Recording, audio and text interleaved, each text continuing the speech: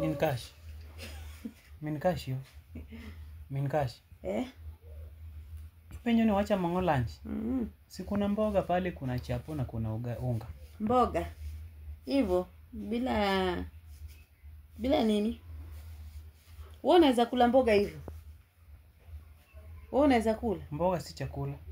Wewe ushaikula mboga hivyo hata huko pale? Mboga si chakula. Ni chakula lakini haiwezi liwa hivyo. Au wewe ndio ununue kitu ya kukula na. Tangu lini ukaanza kuko more expensive? Si hata wewe waga uko expensive town. Nakula tu samaki. Sasa tukiwa kwa hii nyumba, kwanza leo tungekuwa tunapika smoky, si ndio mama? So, amtaki ugali na mboga? Mboga. Hivyo. Tutakula kesho mboga hivyo. Unajua saa zile huko tunakulanga tu mboga. Hata sukuma tunakula hivyo. Tunasema vile uko leo. Sasa hatukuli mboga hivyo. Tunakula mboga na kanyama ama kama yai. Something.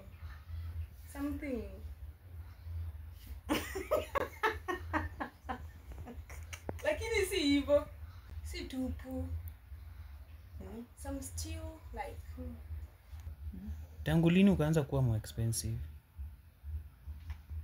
Nikipika hiyo mboga hivyo utakula? Utatwala?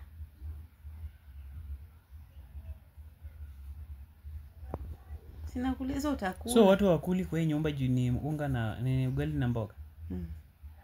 Na mimi si basi hata kuna avocado hapo kando yake. Si basi hivyo. Si basi mimi mnipikie. Utakula wewe? Ni sawa, mimi nitakula ugali na mboga.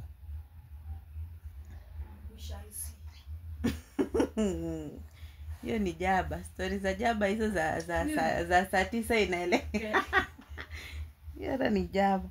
Jaba yenye ufai kukula na gomba. Ayo. Mam, wewe umekuja Nairobi juzi hapa. Ushaanza kuvaa kofia hivyo, si ndio?